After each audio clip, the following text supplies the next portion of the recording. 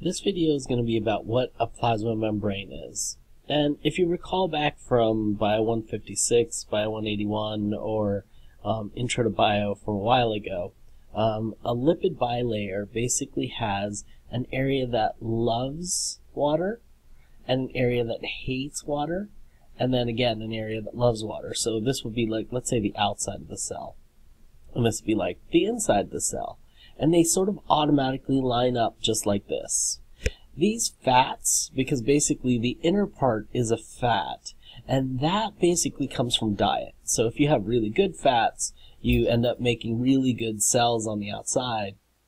If your diet typically has a lot of bad fats, these bad fats sort of take over on the side, and they sort of help with how flexible the cell is. If you have a lot of the good fats like olive oil, walnut oil, peanut oil, they have a lot of these little wiggly things that you're kind of seeing here, these little kinks. And these kinks make it so the cell is pretty flexible. So bad things like CO2 can sort of diffuse out, and waste can sort of diffuse out. But if you had only the bad fats, usually what happens is the cell gets a little stiff. So it's hard for them to sort of diffuse out. They will eventually diffuse out, but it's a little harder for them because the cell's not as flexible and the cell doesn't work as well. So the good fats, the ones with all these little tails like this, they're the ones that you want to eat. And those are called the unsaturated fats. The saturated ones, those are the bad ones you kind of want to avoid. But what you can see is that we can have this layer from the outside of the cell to the inside of the cell, and this keeps the good stuff of the cell inside and the bad stuff on the outside. And basically what's going to be on this side is going to be other cells and the ability to get to an artery or vein, so they can get sugars and water and salt and all the things that they need, and then of course dump their waste into that capillary bed so they can continue to function. And remember, a capillary bed is just where arteries and veins sort of come together so the cells can make contact. A plasma membrane is basically a cell boundary, and it separates the intracellular inside environment from the outside environment. That's pretty self-evident, I hope. The control the passage of what comes in and what comes out. It's also known as, maybe you remember this term, semi-permeable or selectively permeable membrane. And what that means is that some things can pass through and some things can't. So the molecules that can pass through without like proteins or without any sort of help are going to be things that are lipid soluble, like fat soluble. In 202, we're going to learn that some of these things are going to be like steroids. Gases, CO2, O2, they can go back and forth pretty easily. Small uncharged particles, they can go through as well. And then some molecules that exclude proteins, they're going to need a protein to allow them to go through. These are going to be large molecules and things that have a charge on them. They're polarized. So they're going to have issues coming in without a protein or without some sort of ability to let them in or let them out, kind of like a gate. So these guys up here, they don't really need a gate. They could just kind of go back and forth through that lipid bilayer. These guys down here, they're going to need some sort of thing. So if we go back, so if we go water can pass through. Oh, I'm really good at this. Gas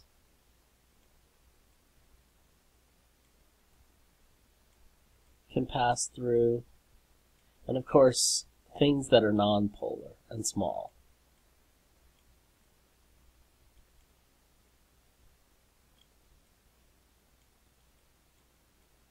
It's painful.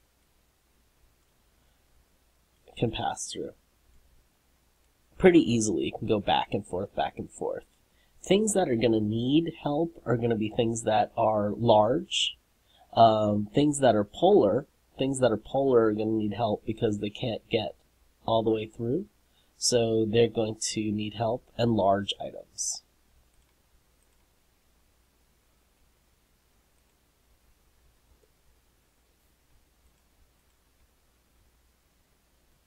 So the things that will be able to go control the cell sensitivity, there are going to be some things that help the cell identify itself, kind of like a name tag, and stick to other cells. And we'll talk about those soon. The plasma membrane itself is composed mostly of lipids, fats, 90 to 99%. And they have this area where they have this phospholipid arrangement.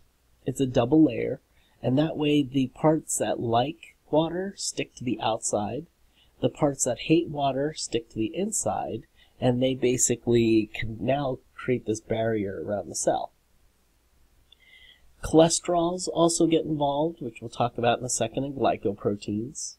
And then, of course, we have these special proteins that are we call transmembrane proteins and peripheral proteins. If we look at the cell itself, you could see that this is the boundary, this is the inside of the cell, this is the outside of the cell, and you'll see that there's all these different things sort of poking out. Let's avoid those for a second and just kind of focus in on the areas that don't have them. If I were to blow up one of these areas, this is what it would look like. There would be an area that is sort of the fatty area of the cell. That is going to be called the hydrophobic. Remember, phobic means fear. So this is going to be an area that hates water, and hydro means water. At the top, you can see these little balls at the top, and they kind of look like a little bobby pin. At the top is polar. So that area loves water. So you can see water's on the outside, water's on the inside, but inside this little section right over here, you could see that there is no water, and water doesn't like to go in there too often unless they have to. And we'll talk about that in a second. So an area that loves water, area that hates water, and if you put two of these side by side, you end up with something like this. So you end up with this wall where inside here hates water, outside here loves water, and this allows some things to pass through. We talked about them already. The gases can move through pretty easily. Small items that are polar can pass, non-polar, can pass through, and water can pass through really quickly. The other things I wanted to talk about are these two other things. So you could see that this guy is pointing to these little yellow sort of things. Those are called cholesterols. They affect the membrane's fluidity. So what happens if you don't have enough of this good cholesterol, cells sort of get really rigid and they don't move too much. And that becomes a problem because bad things stay in the cell, good things go out of the cell. Cells aren't as fluid, so they become sort of harder, and it becomes a major problem. The good cholesterols that sort of embed themselves all over this lipids, basically what they do is they make the cell more flexible, and because it's more flexible, gases and water and things like waste can flow easily the direction that it needs to go to. If you have low concentration, it's kind of rigid. High concentration, it's super fluid. When you go to the doctor, they talk about good cholesterol and bad cholesterol. The good cholesterol is this one, the one that hides in the cells and sort of make them fluid. The bad cholesterol are the ones that you get from really bad foods, and they sort of clog arteries.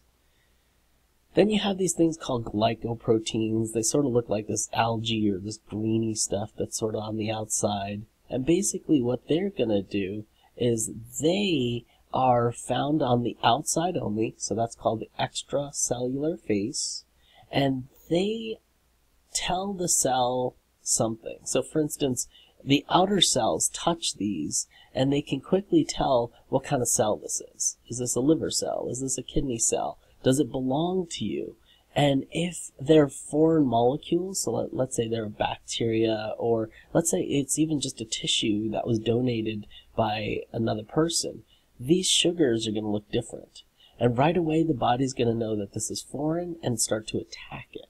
So that's why when they do those tissue transplants, these are the things that they're really looking for, those matches. Because if they don't match from person to person, well, the person that you're going to take this, let's say, kidney from, and put it in the other person, it's going to reject it. And that'll become sort of a major problem.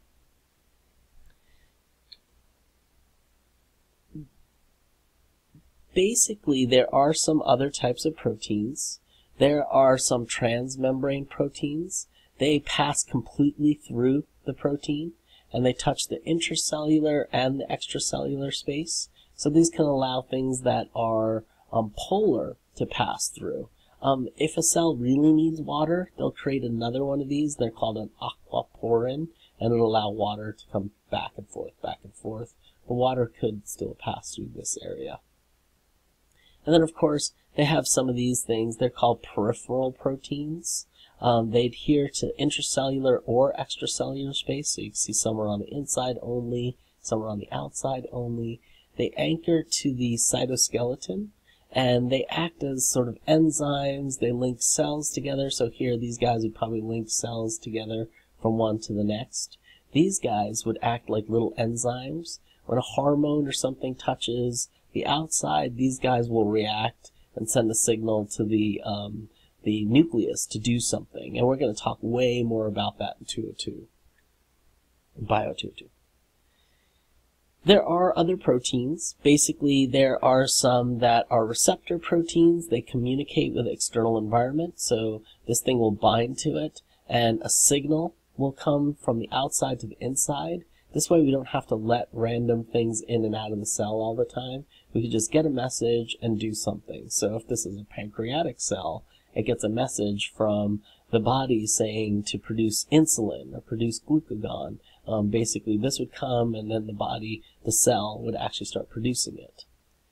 Another one would be an enzyme. An enzyme facilitates chemical reactions. Either you're going to build something up or break something down. So if you have too much sugars, it might put them all together to sort of keep them for a while. Or if you need sugar right now, it might take that sugar and break it down.